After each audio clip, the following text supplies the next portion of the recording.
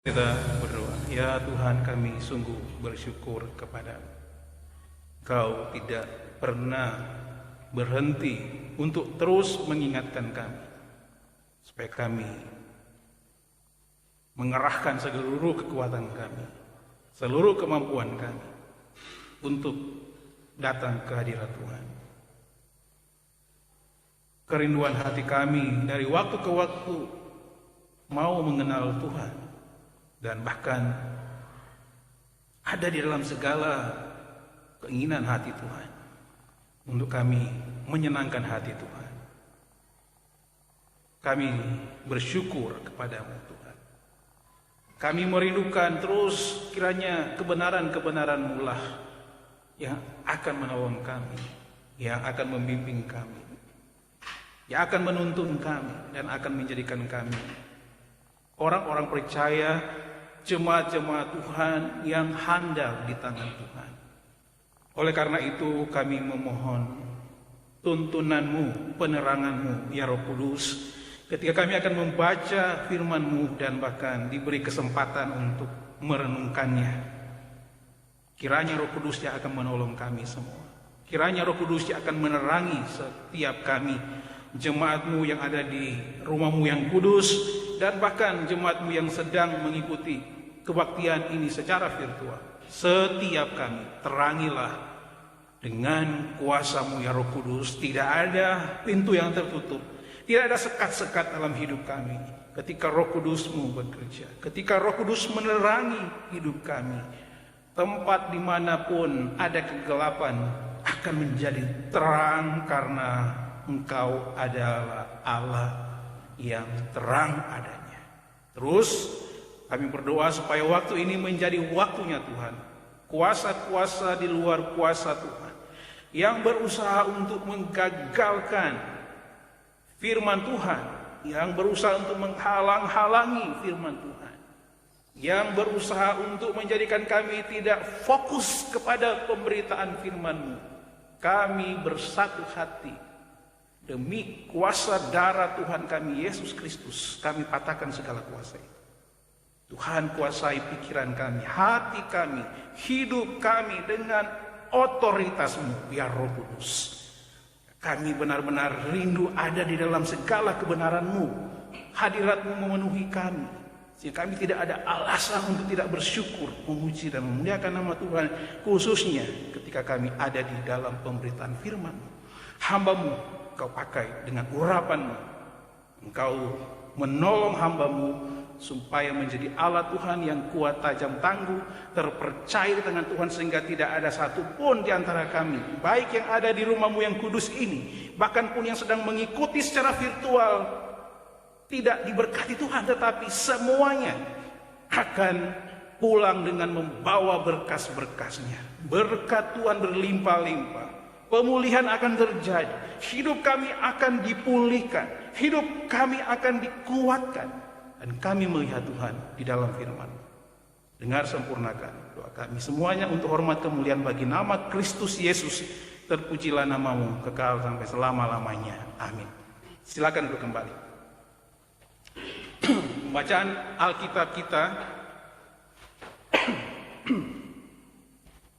terdapat dari Kisah Rasul 1 mulai ayat 15 sampai dengan ayat 26 yang oleh Lembaga Alkitab Indonesia memberikan judul Matius dipilih menggantikan Yudas.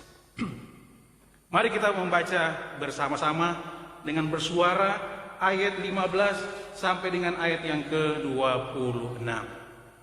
Pada hari-hari itu berdirilah Petrus di tengah-tengah saudara-saudara yang sedang berkumpul itu.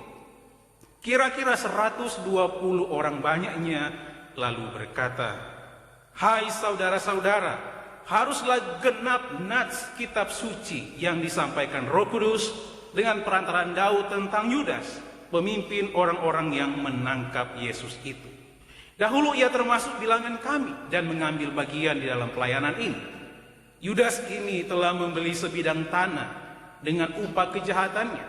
Lalu ia jatuh tertelungkup dan perutnya terbelah sehingga semua isi perutnya tertumpah keluar.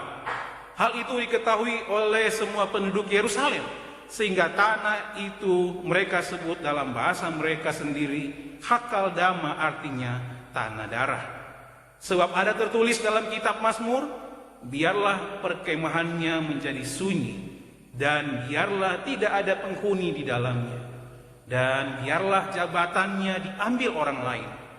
Jadi harus ditambahkan kepada kami seorang dari mereka yang senantiasa datang berkumpul dengan kami selama Tuhan Yesus bersama-sama dengan kami, yaitu mulai dari baptisan Yohanes sampai hari Yesus terangkat ke sorga meninggalkan kami, untuk menjadi saksi dengan kami tentang kebangkitannya.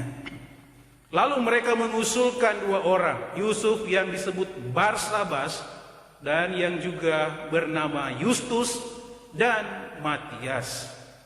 Mereka semua berdoa dan berkata, "Ya Tuhan, Engkaulah yang mengenal hati semua orang.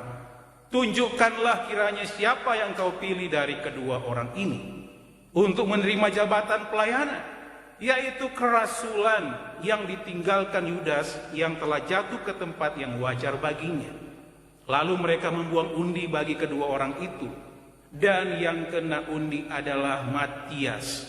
Dan dengan demikian ia ditambahkan kepada bilangan ke-11 rasul itu. Demikianlah pembacaan Alkitab. Berbahagialah kita yang mendengarnya sebagai firman Tuhan, serta melakukan di dalam kehidupan setiap hari.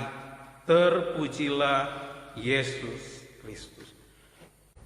Salam sejahtera untuk kita semua. Shalom.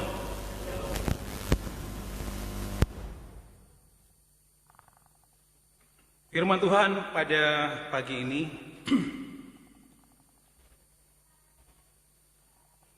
adalah firman Tuhan yang sudah diulang berkali-kali. Bagian ini sudah pernah saya khotbahkan kurang lebih 2 tahun yang lalu. Tentang pelayanan yang mulia. Tahu kalau di tema yang di FHK itu, hargai panggilanmu dengan kesetiaan. Jika kita hendak memahami dan mempraktekkan pelayanan yang sejati, maka pelayanan itu harus dengan jelas dibedakan dari pelayanan semu yang terbit dari motif-motif yang tidak benar. Pelayanan semu dilakukan melalui usaha manusia. Pelayanan itu memakai banyak energi untuk memperhitungkan dan merencanakan bagaimana akan memberikan pelayanan. Itu yang tadi ya, pelayanan semu ya. Pelayanan semu biasanya bersifat sementara, berfungsi hanya sementara, perbuatan pelayanan khusus sedang dilakukan. Pelayanan yang sejati di lain pihak membangun masyarakat. Pelayanan ini dengan tenang dan sederhana memperhatikan kebutuhan orang lain. Tidak seorang pun diwajibkan untuk membalas pelayanan itu. Pelayanan ini menarik, mengikat, menyembuhkan, dan membangun. Hasilnya adalah kesatuan dalam masyarakat.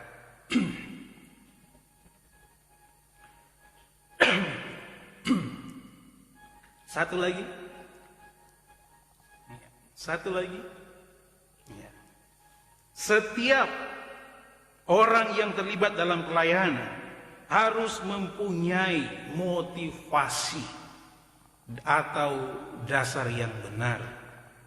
Tadi kutipan saya tentang pelayanan yang semu dan pelayanan yang sejati seperti apa. Pelayanan yang sejati, bagian terakhir itu pelayanan yang sederhana.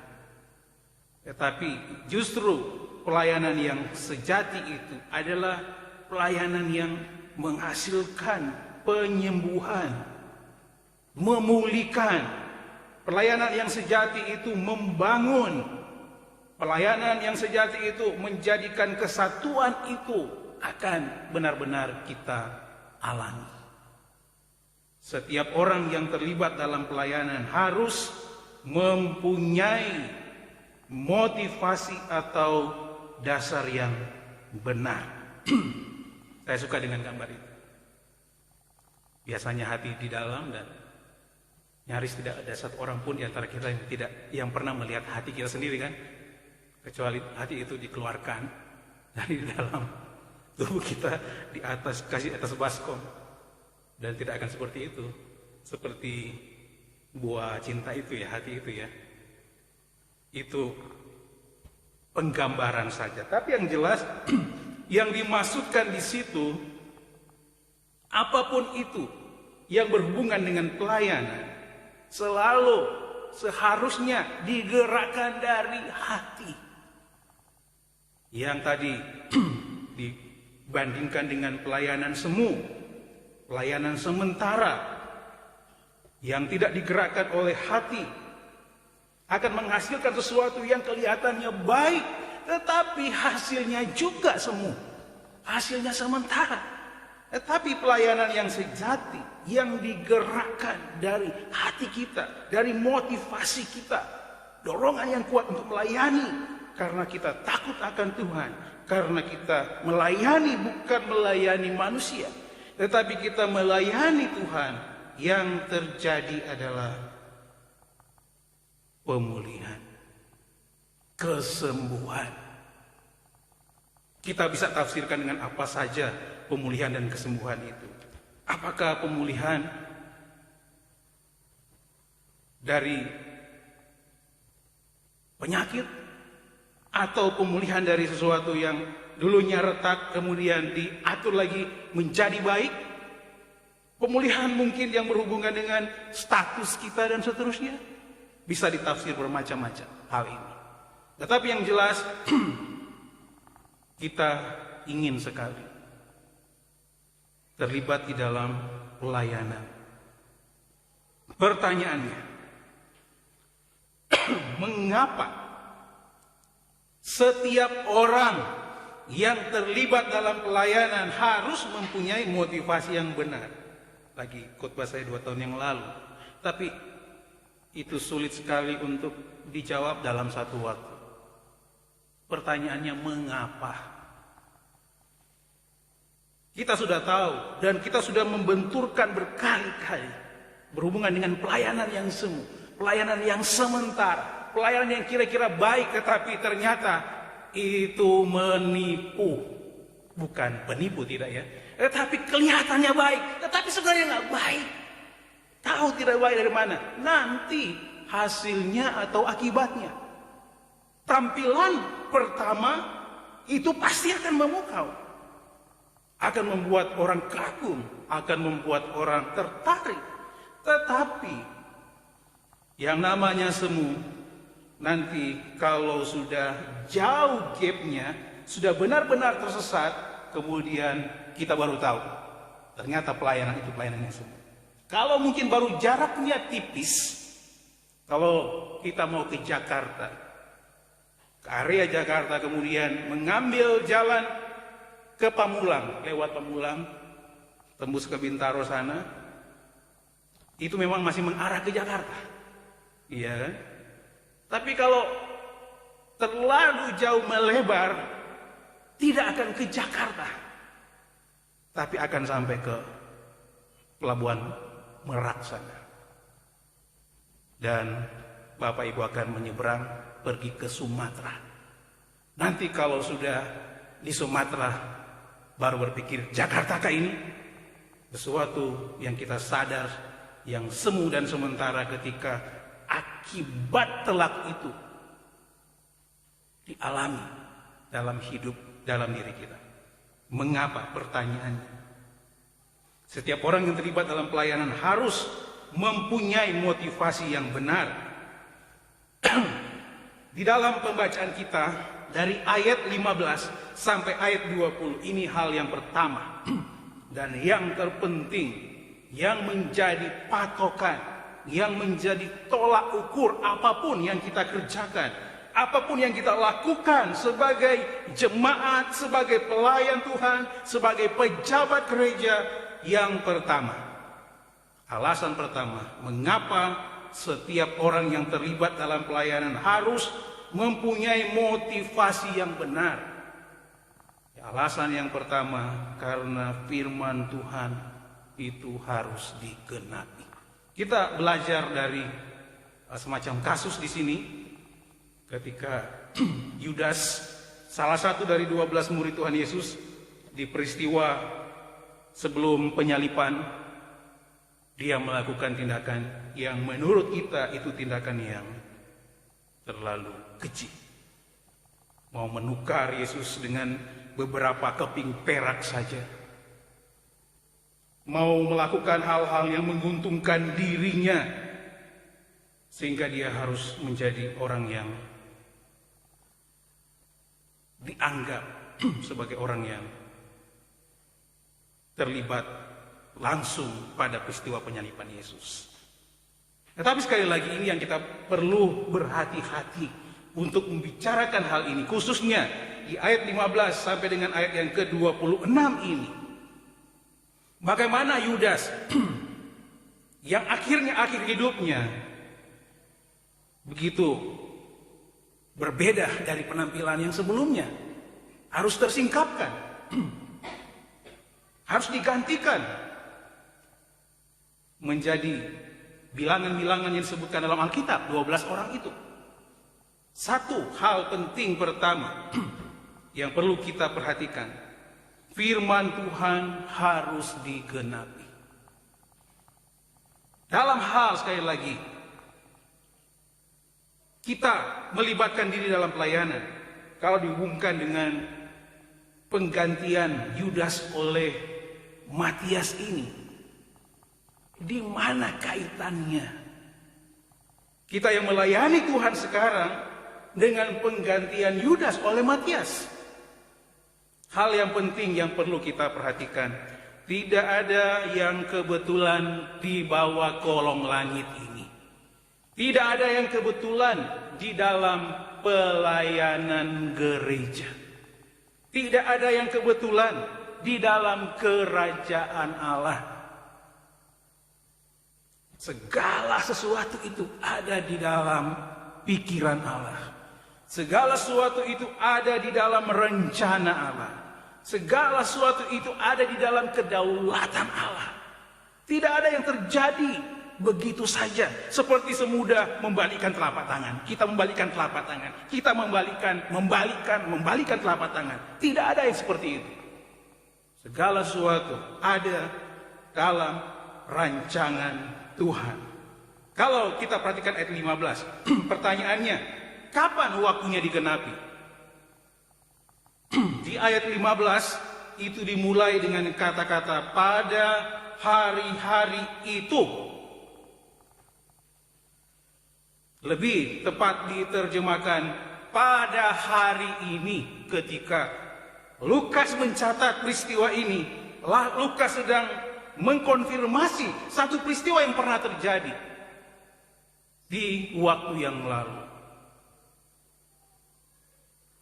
Secara hurufiah ini adalah di hari-hari ini. Frase ini sering digunakan dalam pembukaan pasal-pasal, pasal 1 sampai pasal 15, dan di Kisah Rasul pasal 1 ayat 15 dan seterusnya. Pada hari-hari ini. Maksudnya penggenapan itu tepat seperti apa yang dikatakan oleh firman Tuhan. Pertanyaan berikutnya, melalui siapa penyingkapan rahasia itu? Masih di ayat 15. Berdirilah Petrus. Petrus secara nyata merupakan juru bicara bagi para rasul.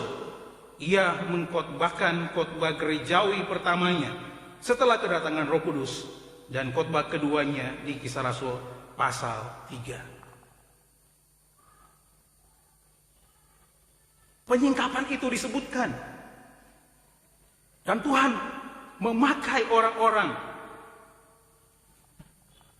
Tuhan menggerakkan orang-orang untuk menyingkapkan rahasia itu. Waktu penggenapan firman itu. Seterusnya ada pertanyaan yang berikutnya. Melalui siapa penyingkapan itu?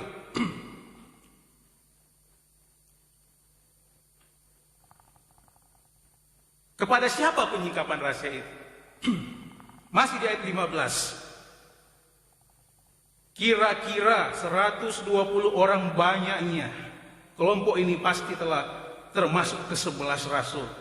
Para wanita yang mengiring Yesus dan para murid lain dari pelayanan khotbah dan kesembuhan Yesus. Orang-orang yang mengikut Yesus, yang setia mengikut Yesus, mendapat konfirmasi bahwa Yudas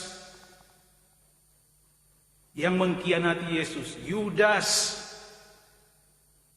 yang menjual Yesus, Yudas yang dulunya melayani bersama-sama dengan mereka, tetapi akhirnya mengakhiri hidupnya secara tragis, itu harus diganti. Apakah inti penggenapannya? Di ayat yang ke-16. Yang pertama adalah otoritas kitab suci. Kalau peristiwa yang kita baca pada ayat 15, mungkin kita masih berpikir-pikir, kenapa Lukas menegaskan ini? Kapan dia harus menggenapinya? Siapa yang harus mengucapkannya? Kepada siapa menyampaikan penyingkapan berhubungan dengan penggantian Yudas itu? Tetapi di ayat yang ke-16 kita melihat situ ada dasar penting kenapa ayat 15 terjadi. Perikop ini juga menyatakan ilham dari Roh Kudus. Melalui Daud, kata ini berarti adalah mengikat, adalah merupakan keharusan. Ini tidak terelakkan. Injil dan pertumbuhannya bukanlah suatu kejadian kebetulan, namun merupakan rencana yang telah ditetapkan Allah sebelumnya dan penggenapan dari firman di Perjanjian Lama. Otoritas kitab suci ini yang menjadi dasar penggenapan firman Tuhan. Berikutnya, ayat yang ke-17. Jabatan pelayanan. Inti penggenapannya. Yang kedua, jabatan pelayanannya. Yudas dipilih oleh Yesus. Mendengar Yesus berbicara, melihat mujizat-mujizat Yesus, diutus untuk menjalankan misi oleh dan bagi Yesus, ada di ruang loteng dan berpartisipasi dalam peristiwa-peristiwa ini, namun mengkhianati Yesus juga. Jabatan pelayanan ini yang disebutkan di ayat yang ke-17. Jabatan pelayanan. Memang kalau kita membaca ayat 17, dahulu ia termasuk bilangan kami dan mengambil bagian dalam pelayanan ini. Yudas bagian dari 12 murid itu dan juga menggerakkan, melakukan pelayanan itu. Jabatan pelayanan yang dipegang oleh Yudas sebagai murid. Di sisi lain kalau kita lihat di Kisah Rasul pasal 1 ini, itu disetarakan dengan para penilik jemaat atau episkopos, pengawas. Jabatannya sebagai penilik, sebagai pengawas bagi yang lain-lain yang melakukan tugas pelayanan dan bahkan terlibat di dalam kelompok orang yang percaya Yesus, yang mengiring Yesus, yang terus menikmati mujizat Yesus dan segala sesuatu yang berhubungan dengan kepelayanan. Disebutkan di sini, Yudas itu adalah penilik. Jabatan pelayanan Yudas ini sangat penting dan sentral. Disebutkan di situ, dulu ia termasuk bilangan kami dan mengambil bagian di dalam pelayanan ini. Yudas disebutkan dipilih oleh Yesus. Yudas disebutkan mendengar Yesus berbicara. Yudas disebutkan melihat mujizat Yesus. Dan Yudas disebutkan diutus untuk menjalankan misi oleh dan bagi Yesus. Kemudian Yudas juga disebutkan ada di ruang loteng.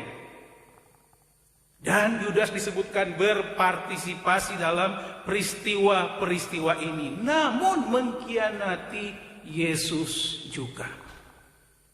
Jabatan yang begitu penting yang dijalankan oleh Yudas.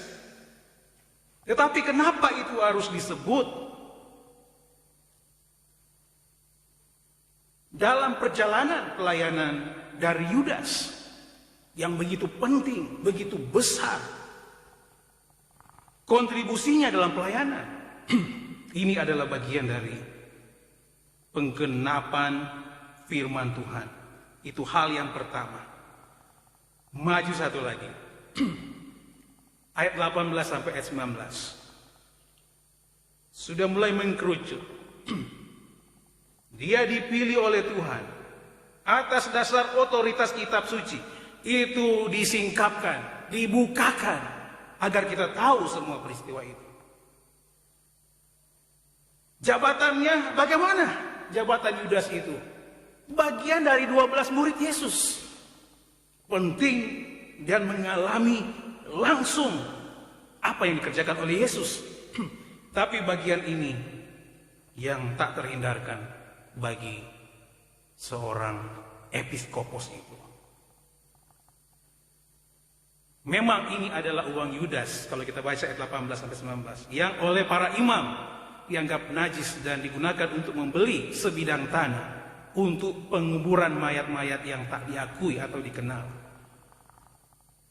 Ayat 18 dan 19 memberitahukan pada kita adalah tanah yang sama tempat Yudas mati. Informasi tentang Yudas ini tidak diulang dimanapun, hanya di sini disebutkan. Kenapa itu disebut? Siapa lebih beresiko dalam pelayanan? Kalau kita baca di dalam Injil-Injil, Yesus dengan terang-terangan menemplak para ahli-ahli Taurat itu. Kalau murid-murid Yesus bajunya sederhana, kalau nonton film-film ya, hanya pakai kasut, sepatu yang dari tali digulung-gulung itu. Bajunya juga baju yang sederhana. Tapi ahli Taurat itu, orang Farisi itu, bajunya ada seragamnya, mungkin seperti saya. Oh, yang pergi ke museum kemarin kan tahu seragamnya para ahli Taurat ya. Ada topinya. Udah dilihat kan Pak Beni, topinya bagaimana? Bajunya bagaimana? Ada warna-warnanya dan semuanya ada artinya. Kelengkapan mereka itu benar-benar diatur. Ada undang-undang, ada aturannya. Dan Yesus membenturkan dengan penampilan dan bahkan dengan apa yang mereka kerjakan. Seharusnya mereka yang lebih beresiko dalam pelayanan, dalam jabatan-jabatan yang mereka pegang, mereka emban. Nama-nama itu penting. Tetapi sekali lagi di sini, tidak juga bagi pelayan-pelayan yang dianggap jabatannya masih lebih rendah. Resiko di dalam pelayanan itu tidak terhindarkan. Bahkan kalau kita melihat tafsiran di sini, banyak yang menafsir justru Yudas tidak membeli tanah itu. Tidak masuk akal kalau Yudas yang membeli tanah itu. Uang yang dilemparkan kembali oleh Yudas itu dipakai oleh para ahli-ahli agama itu, mahkamah untuk membelikan tanah tempat di mana Yudas harus dikuburkan. Tapi penceritaan di sini sama dengan yang tersebar pada waktu itu. Peristiwanya tidak seheboh itu. Tetapi menjadi seheboh itu kenapa? Apakah hanya Yudas yang paling berdosa pada waktu itu dibandingkan dengan para ahli Taurat yang Yesus jelas-jelas membenturkan resiko-resiko mereka? Tetapi karena Yudas ini adalah bagian dari murid Yesus. Kalau kita nonton lagi film yang lalu, wah dibuat cerita macam-macam sama ahli Taurat, sama orang Romawi. tentang mayat Yesus yang hilang itu. Yesus yang bangkit dianggap hilang, disembunyikan, dibikin heboh seheboh-hebohnya. Apalagi ini berhubungan dengan orang yang mengikuti Yesus. Sebenarnya nggak heboh, tidak lebih heboh dari peristiwa-peristiwa yang menghebohkan. Tetapi menjadi satu peristiwa yang seakan-akan Yudas itu adalah orang yang paling berdosa di antara orang-orang berdosa. Resiko jabatan. Dalam hal kita melayani Tuhan, sekali lagi ini yang pertama yang perlu saya ingat. Saya sebagai gembala, banyak embel-embelnya lagi. Sebagai guru lah, sebagai apalah, sedikit salahnya saja. Seperti katanya, seperti ikan koi yang berenang di akuarium yang bening. Bisa dilihat dia mau berbelok kemana, dia mau makan apa, dia mau mengerjakan apa. Selalu diikuti, dilirik. Seperti itu. Yang jelas adalah, yang harus kita punyai adalah motivasi yang benar. Selalu apa yang kita kerjakan harus digerakkan oleh hati. Pelayanan yang sejati semuanya harus digerakkan oleh hati. Oleh kerinduan kita untuk melayani. Bukan karena ada yang harus kita dapatkan. Kita harus mendapatkan. Tapi kalau itu digerakkan oleh hati, pelayanan yang sejati yang tadi saya kutip itu akan menghasilkan pemulihan, atau yang kita tulis dalam fisik kita, menghasilkan transformasi. Pelayanan yang sejati pasti akan mengarah kepada transformasi. Dan sekali lagi, transformasi itu tidak mengenakan. Kalau saya selalu mengilustrasikan, tahu nggak kupu-kupu itu dari mana? Oh, kupu-kupu dulu dia adalah seekor ulat yang menjijikan. Tetapi dia bertransformasi dalam proses yang tidak mudah menjadi kupu-kupu yang indah itu. Dia harus masuk dalam proses berikutnya, menjadi kepompong, harus terikat sekian lama, dan barulah dia bertransformasi menjadi kupu-kupu yang indah. Kita bersyukur bersama-sama kalau firman Tuhan hari ini adalah sebagai ujian, katakanlah begitu, bagi saya. Saya tidak berani menunjuk Bapak Ibu. Bapak Ibu jauh lebih hebat daripada saya. Tapi bukan berarti juga saya kepingin masuk surga sendiri. Oh, bukan. Mengintrospeksi diri itu harus saya kerjakan. Tapi di sisi lain juga kita jemaat, hamba-hamba Tuhan, penatua diaken di sini, tahu apa yang kita kerjakan sekarang. Hal yang indah, ya, yang kita kerjakan dekat sekali dengan Tuhan. Dalam pelayanan-pelayanan, mendedikasikan hidup kita kepada Tuhan, yang ternyata kalau kita lihat ayat 15 sampai dengan ayat yang ke 20, bagaimana firman Tuhan harus digenapi dengan contoh Yudas di sini. Kalau kita mengaplikasikan dengan kita yang mengikut Tuhan, yang adalah anak-anak Tuhan, orang-orang percaya, ternyata tidak menjadi anak Allah begitu saja dengan mudahnya, dengan predikat-predikat yang indah, dengan kuasa yang ada pada kita, sehingga kita menjadi orang yang super, tidak. Tapi tetap ada risiko-risiko yang mau tidak mau harus saya tanggung. Enaknya, haleluya, puji Tuhan. Tapi kalau sudah bertemu dengan risiko, kita mulai menemplak risiko-risiko itu. Siapapun kita, dalam jabatan apapun kita, dalam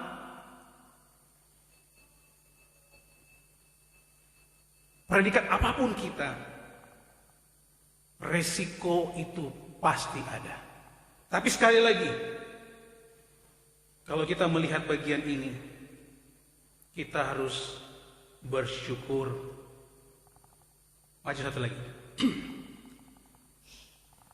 Konfirmasi dari Mazmur di ayat 20 itu. Ini menyediakan contoh nubuatan bagi penggantian Yudas yang didiskusikan dalam ayat 21 sampai 26. Roh Kudus membimbing para penulis penyalin Alkitab ini pada suatu tingkatan yang tidak dibuatnya bagi orang-orang percaya di kemudian hari.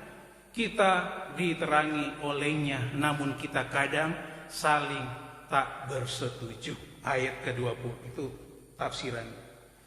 Sebab ada tertulis dalam kitab Mazmur, biarlah perkemahannya menjadi sunyi, dan biarlah tidak ada penghuni di dalamnya, dan biarlah jabatannya diambil orang lain. Kita melihat dari Mazmur yang mengacu kepada Yudas yang disebutkan di sini dan ditulis oleh Lukas untuk mengacu kepada penggantian Yudas itu. Yang kalau mengacu ke Mazmur, peristiwa itu adalah peristiwa yang wajar dan normal. Penggantian Mazmur, penggantian Yudas harus terjadi. Dan kalau penggantian Yudas harus terjadi, berarti peristiwa Yudas mengkhianati Yesus dan bagaimana akhir hidupnya tidak terlepas dari catatan firman Tuhan. Tetapi yang jelas di sini, hal yang paling kita harus akui adalah bagaimana keberadaan kita di dalam kebenarannya sudah terhisap di dalam segala keinginan, rencana, kedaulatan Allah. Tetapi untuk mengakuinya pada waktu itu, mengakuinya pada waktu sekarang ini, orang Jawa bilang eman. Nggak akan mungkin sebodoh itu orang mengakui saya salah. Selalu pasti akan membela diri. Kalau perlu membela diri dengan kekuasaan. Saya tidak kelihatan salah. Kalau kita mengakui kita ada salahnya, kita ada kurangnya, nanti orang bilang kamu ini bagaimana ini? Membuka aib sendiri. Tetapi yang jelas di sini kita sungguh bersyukur di hadapan Tuhan. Tuhan tidak seperti Denny Kilapongkalus, itu nggak setia. Di hati kamu. Saya turunkan nilai dari A jadi C. Kalau manusia pasti begitu. Oh, manusia saya yang begitu. Tidak semua begitu. Ya, mudah-mudahan tidak ada yang begitu. Kalau kita lagi baik, pasti kita akan disanjung-sanjung. Tapi kalau buat sedikit saja salahnya, kesempatan itu untuk diungkit-ungkit, diumbar-umbar kesalahannya, pelayanannya yang baik itu sudah tidak diperhitungkan. Tapi sekali lagi kita bersyukur kalau kita di dalam Tuhan, selalu melihat kepada Tuhan. Selalu saya mengulang-ulang, kalau kita memfokuskan hidup kita kepada Tuhan, memang manusia sudah pasti ada salahnya, ada kurangnya. Tapi kalau kita melihat terus-menerus kepada Tuhan, terus memandang kepada Tuhan, terus melihat rencana Tuhan, melihat firman Tuhan, kalau salah sedikit tidak kelihatan, salah banyak tidak kelihatan, karena kita melihat kepada Tuhan. Tetapi bukan berarti kita mempersilakan orang untuk tidak setia. Selalu, itu khotbah saya 2 minggu lalu. Taat, menghargai, taat dan setia. Itu yang diminta Allah kepada orang-orang Israel. Harus menghargai apa yang sudah dirancangkan oleh Allah. Harus taat, menunjukkan kemampuannya untuk hidup taat, menjalankannya dengan setia. Apa yang sudah dikaruniakan kepada kita? Kadang-kadang dan seringkali pergumulan kita itu menjadikan panggilannya sepertinya lebih besar pergumulan kita. Kalau kita sedang bergumul, seringkali panggilan yang mulia yang Tuhan sudah berikan kepada kita tidak ada nilainya. Dalam pergumulan, dalam permasalahan, dalam resiko-resiko pelayanan, panggilan itu sepertinya kecil sekali suara Tuhan dan bahkan hilang dari hidup kita. Panggilan sekali lagi, bagaimana Tuhan memanggil kita sehingga akhirnya kita dapat melayani Tuhan yang memang itu ada di dalam rancangan Tuhan Allah memilih kita. Walaupun saya bisa berdalih, Bapak saya itu guru jemaat, Papa saya guru jemaat, tapi SMP kalau disuruh berdoa lari saya. Nanti kelas 2 SMP saya jadi ketua kelas. Kemudian di sekolah kami itu ada ibadah OSIS, ketua kelasnya mimpin ibadah OSIS. Kalau di kampung ya, Sari nanti ke Manado nanti tahu. Ibadah itu nanti dibikin di rumah-rumah juga. Kelas, anggota kelas. Dan yang harus menggerakkan ketuanya. Saya ketua OSISnya. Oh, saya mulai tanya-tanya kepada mama saya, bagaimana sih cara berdoa? Bukan begitu ya, itu dalam bahasa Jakarta. Wah, ajarkan kita berdoa. Ya, doa pertama itu diajarin oleh mama saya. Cara berdoa. Ini cara berdoa deh. Doa pertama adalah doa yang dihafalkan. Karena saya tidak bisa berdoa. Doa Bapak kami saja saya nggak hafal. Lagi memimpin teman-teman tuh berdoa. Kira-kira 30 sampai 50 orang yang ikut. Wah, bisa keringat dingin. Dulu dalam hal melayani, tak terpikirkan sedikit pun mau jadi gembala. Jadi gembala, tidak ada gembala yang kaya. Papa saya guru, papa saya guru. Nggak ada kaya melayani Tuhan. Wah, dari kecil saya berpikir-pikir, saya mau jadi insinyur, jadi orang kaya. Saya nggak tahu, ternyata saya sudah dipilih Tuhan untuk melayani Tuhan. Mau lari kemana, Tuhan akan tangkap kita untuk melayani Tuhan. Dalam rancangan Tuhan. Saya pernah ada hampir 4 tahun, 5 tahun saya di Balikpapan. Setelah lulus SMA, tidak masuk fakultas kedokteran, saya malu sekali. Kemudian saya ke Balikpapan, kepingin untuk bekerja mencari duit sebanyak-banyaknya. Supaya saya jadi kaya. Karena banyak saudara saya di sana yang bekerja di Pertamina. Wow, sampai stres ya, melamar ke sana sini. Diajari sama om saya bagaimana membuat lamaran itu. Dia sudah jago membuat lamaran. Proposal dan seterusnya. Tidak diterima-terima. Pak juga jadi bekerja di mall yang baru mau dibuat. Saya kerja di situ, bukan kerja di mall. Jadi tukang bangunan, kuli bangunan. Aduh, kepikirnya orang ke Balikpapan itu untuk kerja di kantoran, tapi saya ngecat oli di lantai 2, lantai 3 untuk dicor itu. Saya kepingin larikan diri dari panggilan Tuhan, tapi Tuhan menangkap saya untuk melayani Tuhan. Sekali lagi, kalau berbicara tentang panggilan, saya ada sekarang karena dipanggil oleh Tuhan, melayani Tuhan.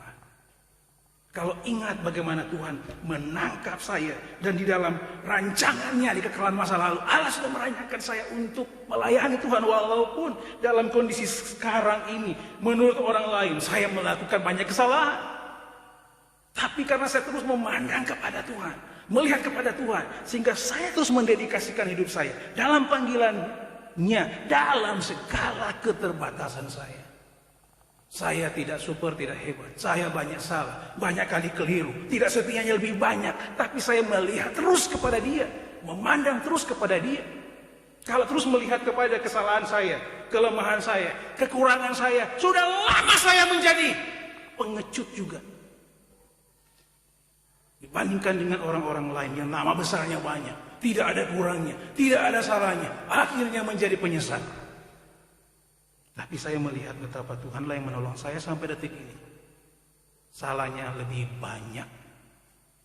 Tapi bagaimana sih caranya kalau melihat kepada kesalahan kita sendiri? Memandang terus kepada Yesus. Percaya dengan sungguh kepada Yesus. Kepada Allah yang memanggil kita. Tidak ada orang di bawah kolong langit ini yang tidak ada salahnya. Yang tidak ada kelirunya. Tidak ada. Ya, tangan saya 10 menjurus kepada Bapak. Oh, bukan. Kalau boleh 10 jari ini menjurus kepada saya. Saya banyak salahnya, banyak dosanya, banyak kelirunya, banyak membuat orang sakit hati, dan seterusnya. Tetapi saya memandang terus kepada Yesus yang memanggil saya. Sehingga tetap ada di dalam pelayanannya. Bukan hanya waktu sekarang, sampai Tuhan datang kedua kali. Kalau masih saya hidup, saya akan masih melayani Tuhan. Itu kerinduan saya. Tadi hati itu. Kalau boleh ada di luar dan dia bergerak-gerak mau loncat.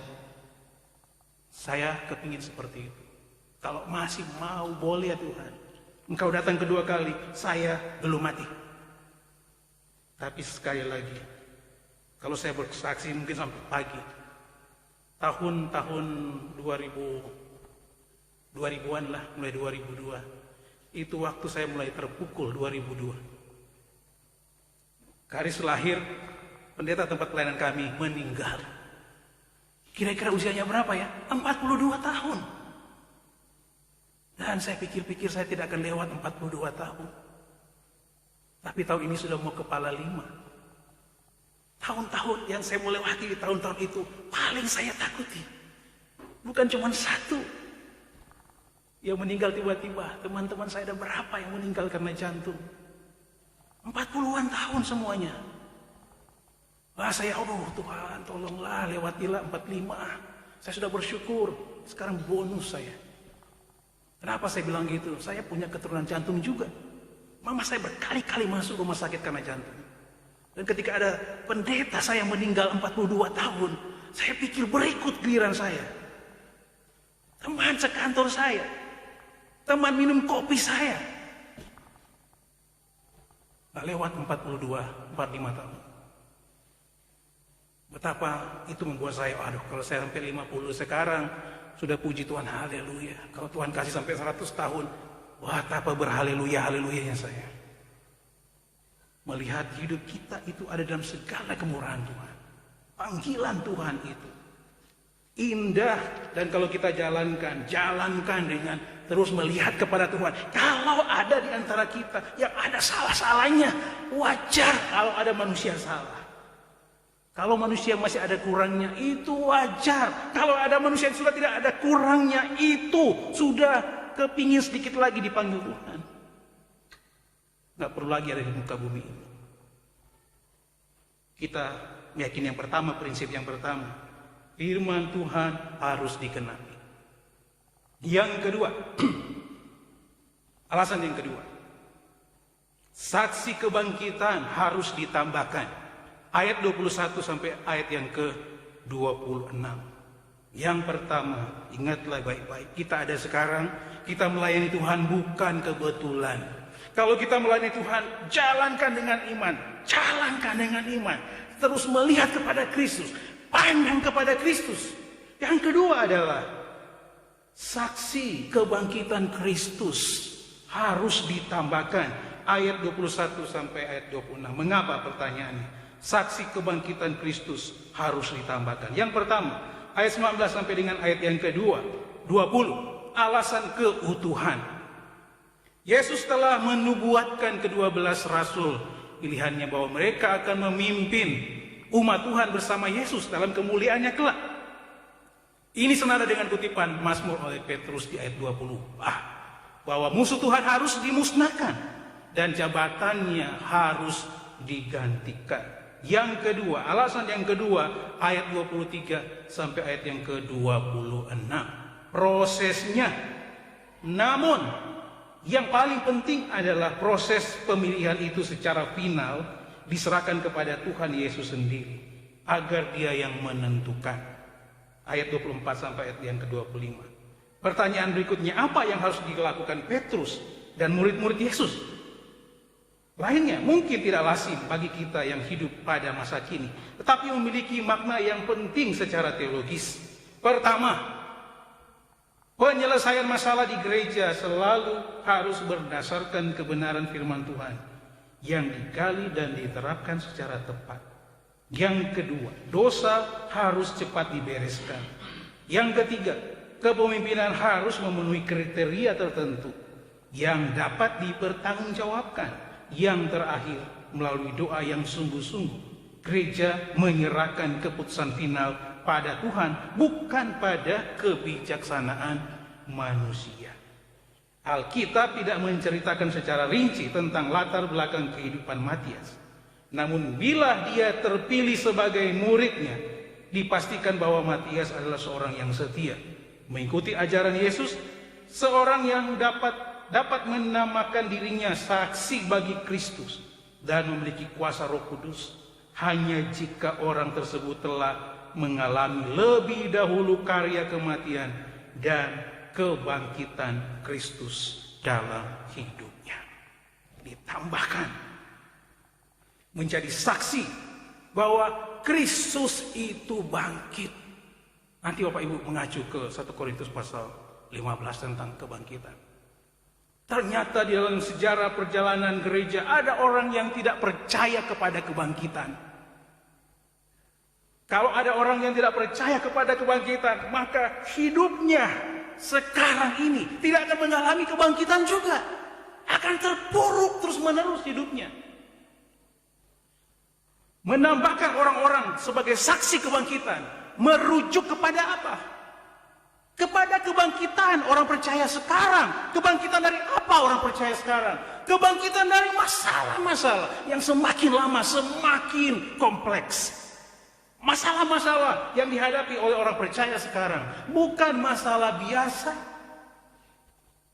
Cuma sakit gigi, tapi ditambahi dengan pekerjaan setan. Dia bisa mengobrak-abrik banyak hal. Hanya sakit hati sedikit, tapi dikerjai oleh setan. Dia bisa merusak banyak hal. Hanya sakit sedikit yang seharusnya hanya dikasih ponstan, dikasih dekolget. Tapi seperti orang yang sakitnya sesakit-sakitnya. Masalah kecil menjadi masalah besar. Tapi kita sungguh bersyukur kepada Tuhan karena saksi kebangkitan Kristus itu harus ditambah-tambahkan. Harus ditambah-tambahkan. Tujuannya apa? Supaya gereja mengalami kebangkitan, terus mengalami kebangkitan dari satu waktu ke waktu yang lain. Tidak ada jaminan di seluruh Alkitab bahwa orang yang sudah menjadi Kristen tidak akan pernah lagi mendapat masalah. Tidak ada jaminan bahwa orang yang sudah melayani Tuhan dengan sungguh-sungguh tidak ada masalah. Tidak pernah ada jaminan.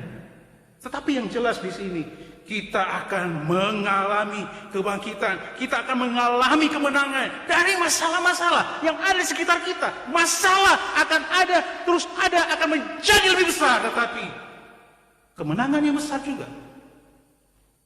Saya akan mengalaminya karena saya dipanggil oleh Kristus. Bukan orang sembarangan. Kuasa itu, kalau kita baca di Kisah 1 ayat 8, kuasa itu diberikan, ditanamkan di dalam diri saya. Sehingga enggak mudah untuk dijatuhkan. Tidak mudah untuk dibawa diseret oleh arus. Tidak mudah untuk dipengaruhi karena apa? Di dalam Kristus ada kuasa kebangkitan. Kalau masih mudah terpengaruh, satu hal yang perlu saya ingatkan, mulailah dari percaya kepada Yesus. Kalau ada masalah sedikit menjadi masalah besar, pertanyakan sudah percayakah dengan sungguh-sungguh pada Yesus sebagai Tuhan dan Juru Selamat? Sudah menerimakah Dia sebagai Tuhan dan Juru Selamat? Sudah hidup kepada kuasa kebangkitan Yesus atau belum? Masalah akan terus hadir dan menyeret banyak sekali orang. Tetapi sekali lagi, kuasa kebangkitan Kristus itu menjadikan kita mengalami kemenangan, dan tidak ada masalah yang akan menjadikan orang percaya itu menjadi tidak berdaya, menjadi orang percaya itu tidak ada yang nyali, tidak ada keberanian. Kuasa kebangkitan Kristus menjadikan kita tetap kuat di dalam Tuhan.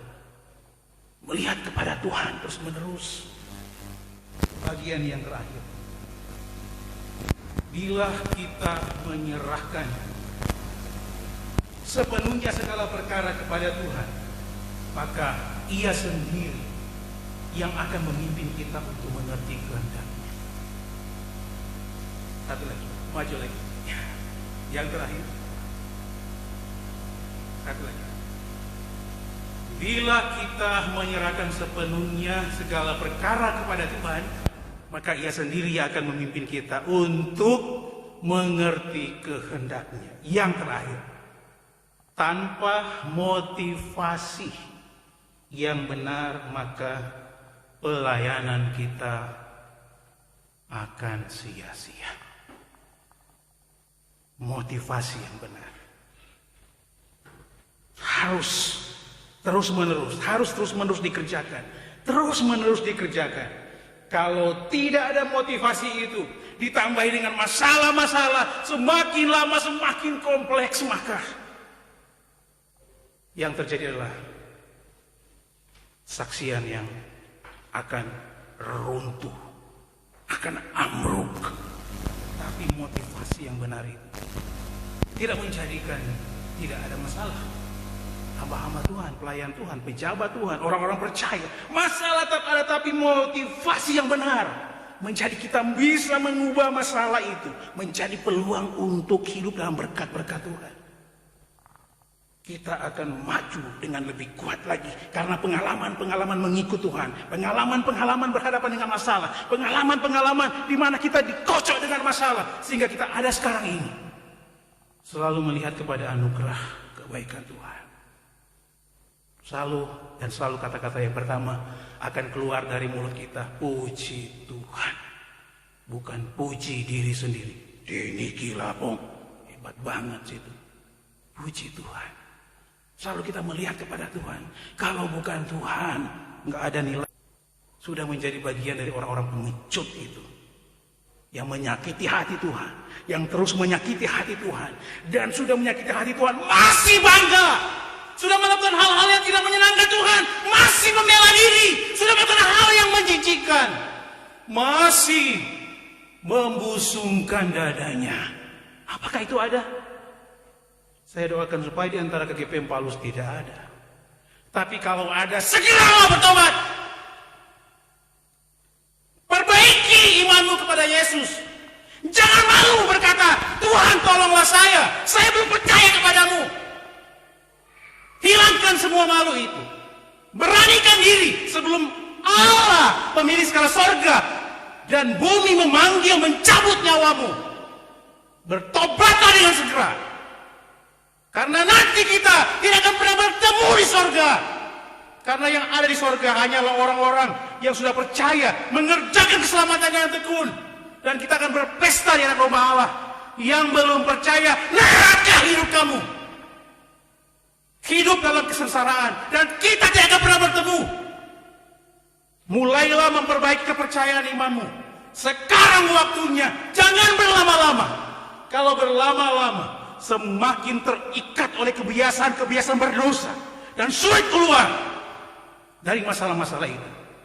Tapi bersegeralah keluar dari masalah-masalah itu sehingga kita mengalami kemenangan yang besar. Punya mentalitas pemenang, bukan mentalitas semakin lama semakin kalah. Mentalitas pemenang. Bermasalah tetapi tetap menang. Bermasalah tetap menang karena firman Tuhan berkata, orang yang sungguh-sungguh dalam Tuhan lebih dari para pemenang. Ada amin? Mari kita menaikkan satu pujian.